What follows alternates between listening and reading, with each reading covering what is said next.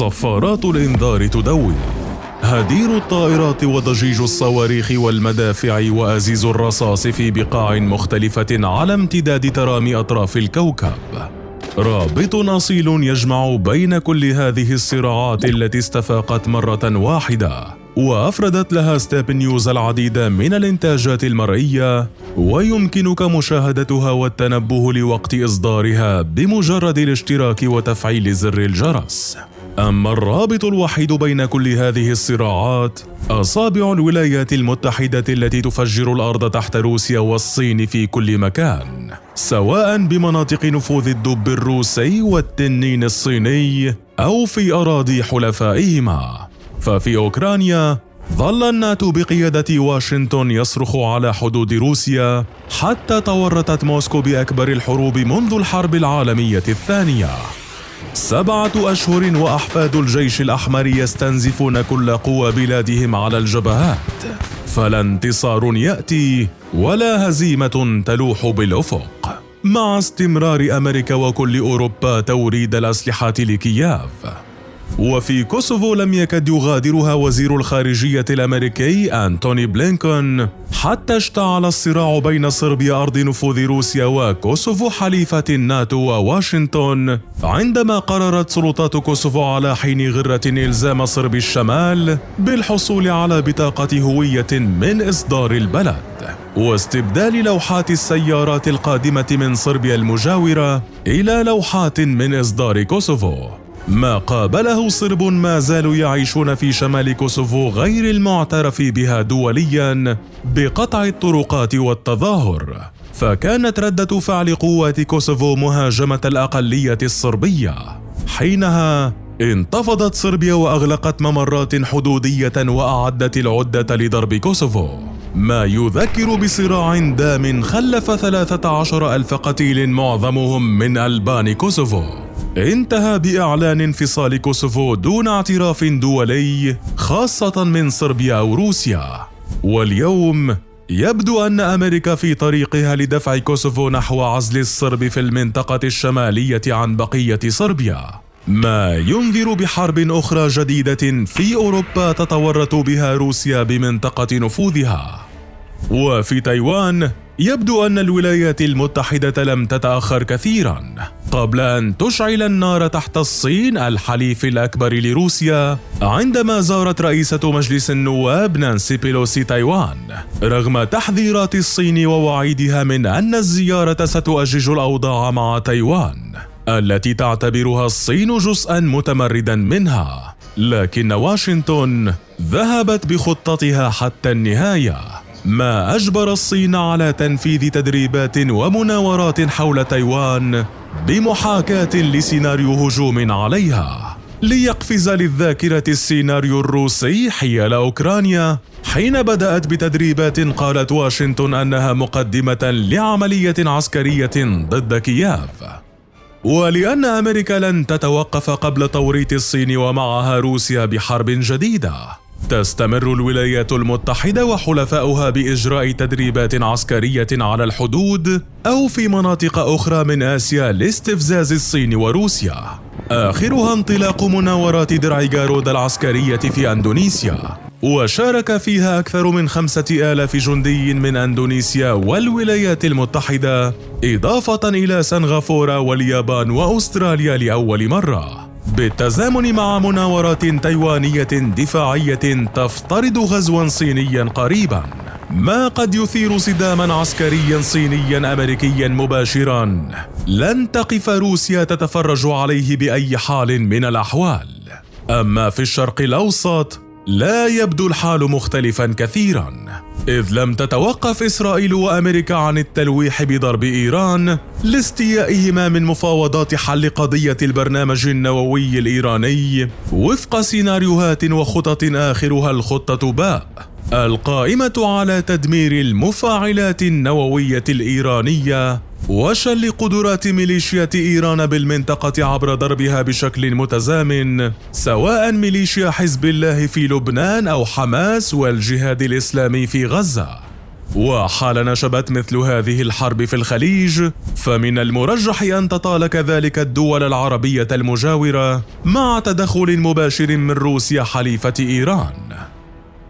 نيران الحرب التي تصب فوق رأس روسيا وصلت أيضا إلى أذربيجان، التي أعلنت مؤخرا سيطرتها على مرتفعات استراتيجية في إقليم ناغورني كاراباخ المتنازع عليه مع أرمينيا، ما يعيد شبح حرب العام 2020 بين أرمينيا المدعومة من روسيا وأذربيجان المدعومة من تركيا، في وقت تتحدث تقارير عن دعم أمريكا لنقل أسلحة لأذربيجان وتكديس الثقيل منها في كاراباخ بهدف توريط روسيا بحرب جديدة تدعم بها أرمينيا، إضافة لدق إسفين بين تركيا وروسيا بعد التقارب والعلاقات المتنامية مؤخرا بين الرئيسين التركي رجب طيب أردوغان والروسي فلاديمير بوتين.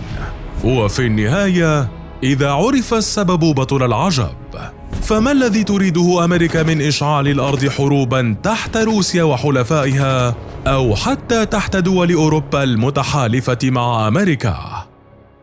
لا يختلف اثنان على أن الولايات المتحدة الأمريكية ظلت لعقود وعقود المستفيد الأكبر من نظام العولمة الذي بنته وبقي متمحورا حولها منذ انهيار الاتحاد السوفيتي مطلع التسعينات، ما قد يثير تساؤلات حول مصالح أمريكا بهدمها النظام اليوم عبر حروب تتورط بها روسيا في مناطق نفوذها أو على أرض حلفائها، بينما تقف واشنطن على الجانب الآخر داعما من بعيد، في وقت تدفع أوروبا ودول آسيا حلفاء واشنطن ضريبة الحرب على أراضيها، ما يشي بأن النظام الذي أقرته واشنطن وبنته يوما ما عاد يفي بالغرض في ظل تطورات جلها اقتصادي وجيوسياسي. فالمطلوب اليوم بحسب مراكز بحثية بالنسبة لواشنطن جعل الدول الأخرى سواء العدو مثل روسيا والصين أو الحليفة في أوروبا وآسيا أن تخسر أكثر من الولايات المتحدة التي لن تخسر في البداية، بينما تجني الأرباح في النهاية كما حدث في الحرب العالمية الثانية التي وضعت أساس الهيمنة الأمريكية السوفيتية قبل أن تنهار دولة الشيوعيين، خاصة مع نمو التنين الصيني كوحش اقتصادي عملاق لا يمكن إيقافه، بينما تعود روسيا رويدا كقطب في العالم وريثة للسوفيات، في وقت يزداد التضخم والعجز التجاري الأمريكي، حتى لم تعد تنفع الحلول الاقتصادية لإصلاح ما كسر، خاصة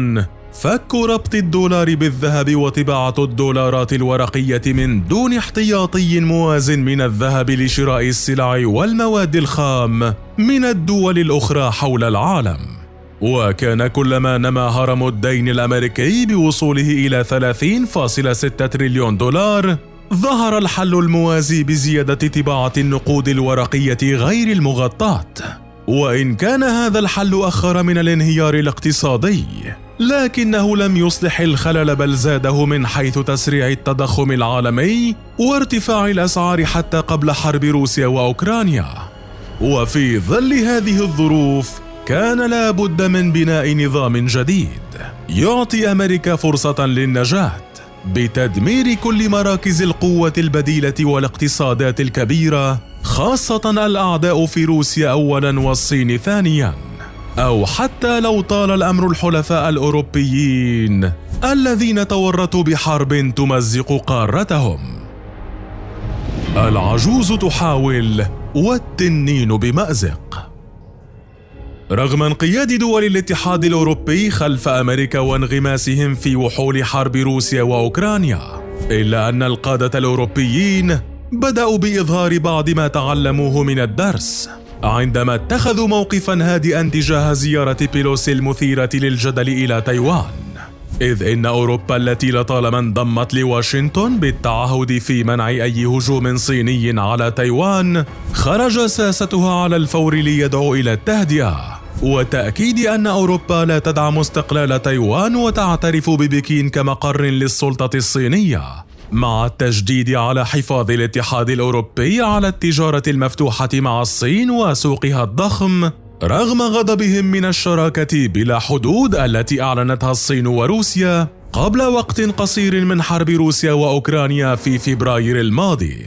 إلا أن قادة أوروبا كانوا واضحين هذه المرة أن حرب الصين وتايوان ليست معركتهم بل معركة أمريكا، خاصة وأن إدارة الرئيس الأمريكي جو بايدن أكدت مرارا أن منطقة المحيطين الهندي والهادئ هي أولويتها، حتى وصل الأمر بدبلوماسيين أوروبيين إلى القول إن الدعم الأمريكي الدائم لتايوان لا علاقة له بالديمقراطية، بل كل شيء يتعلق بالجغرافيا السياسية والاقتصادية. ويبدو أنه لا أدل من خشية قادة أوروبا الانجرار لحرب تايوان أو أي حروب أخرى تفجرها أمريكا تحت روسيا ومعها الصين عندما تداعوا لإبداء انزعاجهم مما أقدمت عليه ليتوانيا حيال تأييد زيارة بيلوسي لتغدو ليتوانيا الدولة الوحيدة في الاتحاد الأوروبي التي أيدت هذه الزيارة، بينما تصر الولايات المتحدة على تكرار سيناريو أوكرانيا في تايوان، وهو ما التقطته بكين التي ما زالت تراقب كل حركة من واشنطن، خاصة مع لعب واشنطن على وتر التبشير بقرب الحرب. آخرها تصريح لمسؤول في البنتاغون اعتبر أن تمديد الصين مناوراتها العسكرية في محيط تايوان وأجوائها يزيد من احتمالات تحول المناورات إلى اجتياح فعلي للجزيرة، قبل أن يقدم إحصاء حول الطائرات المقاتلة الصينية وكل الأسلحة الثقيلة بما فيها الغواصات التي تهدد تايوان. التصريحات الأمريكية لم تتوقف عند هذا الحد، بل وصلت حد الحديث عن تصعيد عسكري صيني في الأسابيع المقبلة وإنفاذ عمليات إنزال وهمية تمهيدا لاحتمال جدي بالقيام بعمل ما ضد تايباي. كل هذا والصين ما زالت تطلق صواريخها فوق رأس تايوان وتخترق بطائراتها وبوارجها خطوط التماس مع الجزيرة، مع استمرار مراقبة بكين عن قرب لما تقوم به الولايات المتحدة في أوكرانيا، وخصوصا من ناحية تزويدها بأنظمة صاروخية متطورة، لأن بكين ببساطة تعلم أن واشنطن بدأت جر أقدام التنين الصيني إلى حرب ربما لا مفر منها في النهاية ضد تايوان، وهو ما ترجمته نصيحة روسيا للصين بالمضي قدما في مساعيها للهجوم على الجزيرة والسيطرة عليها، لتبدأ على الفور التدريبات الصينية المكثفة والتي تشبه إلى حد بعيد تلك التي قامت بها روسيا غداة إطلاق الحرب على أوكرانيا، حين نفذ الجيش الروسي مطلع العام الحالي تدريبات عسكرية وحشد قواته قرب حدود أوكرانيا من عدة محاور، وحينها رفضت روسيا تأكيد المعلومات الأمريكية بأنها ذاهبة باتجاه الحرب على أوكرانيا، ونفت ذلك تماما، إلا أن مجريات الأحداث لاحقا بيّنت أن روسيا فعلت تماما ما كانت تدفعها إليه أمريكا، وحتى الحلفاء الأوروبيون لواشنطن فعلوا تماما ما دعت إليه إدارة بايدن. واليوم تذهب مراكز بحثية إلى أن الولايات المتحدة تبحث عن جر الصين لحرب كما فعلت بروسيا، ما قد تنجم عنه خسائر صينية توازي خسائر موسكو لحد الآن في أوكرانيا. وكما عرفت روسيا تماما مقاصد أمريكا لكنها تورطت في أوكرانيا، وهي اليوم في وارد التورط بحروب أخرى على امتداد الأرض سواء في مناطق نفوذها أو على أراضي حلفائها. يبدو أن الصين أيضا التي رأت درس أوكرانيا قد لا تجد بديلا عن التحرك لاجتياح تايوان، وربما الأمر ذاته ينطبق على الأوروبيين الذين إن تعلموا الدرس قد يجدون أنفسهم متورطين بحروب جديدة في قارتهم أو خارجها.